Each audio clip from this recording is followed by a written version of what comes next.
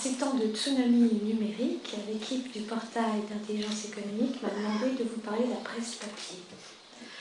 Et dans le paysage français de l'intelligence économique, c'est aussi une sorte d'exception parce qu'on retrouve rarement autant d'acteurs, confrères et néanmoins amis, qui depuis, certains depuis plus d'une vingtaine d'années, suivent, accompagnent et expliquent ce qu'est l'intelligence économique. Alors pour ceux qui ont vu le début du film et la totalité du film, vous avez pu constater à quel point il y a beaucoup de choses dans l'intelligence économique. C'est pas toujours facile d'expliquer clairement ce que c'est. Ça a fait partie aussi des difficultés qu'on a rencontrées à pénétrer dans les organisations et les entreprises, parce qu'il y avait trop de choses à comprendre en même temps, et la presse a petit à petit participé, avec les formations bien entendu, à ce besoin d'éclaircissement. Et je vais donc vous citer 5 à 6 acteurs qui sont toujours présents aujourd'hui et qui traversent le champ de l'intelligence économique qui va on peut dire classiquement, de la collecte d'informations à l'influence, au renseignement, en passant par l'analyse et par la gestion documentaire. Donc en termes de date, il y a 2 acteurs importants qui ont été aussi les 2 principaux, enfin en tout cas les plus anciens, qui sont du côté du traitement du document et de la gestion intelligente de l'information de confrères Archimag.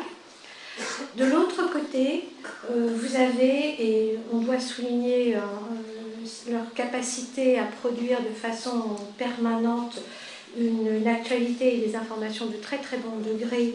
Il s'agit d'Intelligence Online. Derrière ces 2 acteurs, bien évidemment, il y a une production permanente, il y a des réseaux, il y a des experts, et aussi, même si il faut souligner l'effort que tous font pour rester sous un format papier, ça ne veut pas dire que le papier en soi est important, mais le papier implique une responsabilité éditoriale et rédactionnelle qui est spécifique et qui reste parmi les choses très importantes en démocratie. Donc ces 2 acteurs sont les plus anciens et restent des acteurs de référence. Et puis au centre, on trouve des lettres. On a choisi de parler en particulier d'une lettre qui s'appelle Info Sentinelle, qui reprend de façon régulière, tous les 2 mois, des thématiques liées à l'intelligence économique avec un tropisme sur les risques de cybercriminalité. Donc ça aussi, c'est des thématiques qu'il s'agit de traiter sérieusement, et on doit leur rendre hommage parce que justement, on soulignait tout à l'heure l'importance qu'il y avait à recouper les informations et à ne pas forcément répéter tout ce qui pouvait passer au niveau des dépêches sans les avoir vérifiées. Et on trouve aussi un excellent magazine qui s'appelle Regard sur l'IE, qui a une vocation plus à travailler sur les notions du droit et de territoire. Donc je pense aussi que c'est une revue qui mérite de continuer, même si ça n'est pas facile. Et une dernière, évidemment, qui est une toute dernière, qui est d'origine universitaire, qui est R2IE. Donc je vous assure que ça mérite d'être lu, où on trouve des chercheurs qui participent aux travaux dont nous a parlé M. Baumard.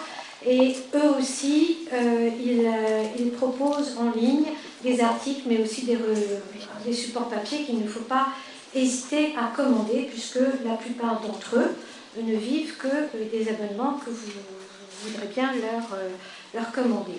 Et pour terminer, last but not least, Ray Magazine, donc, nous avons créé il y a une douzaine d'années. Je tiens à remercier en particulier les éditeurs qui sont là, qu'on sollicite de façon permanente pour nous aider à continuer. Et je voudrais solliciter aussi et dire que les grands industriels, les entreprises devraient être partie prenante de plus en plus dans ce challenge qui est soulevé et relevé par la presse professionnelle pour qu'on puisse continuer à faire notre travail. Voilà, et puis je vous invite à venir nous retrouver le 12 et 13 octobre au toit de la Grande Arche pour la 6e édition des rencontres ICC. Généralement, on fait en bonne compagnie avec l'Académie d'intelligence économique qui était là tout à l'heure en la présence de Robert Guillemot et l'école de guerre économique et la EGI. Merci.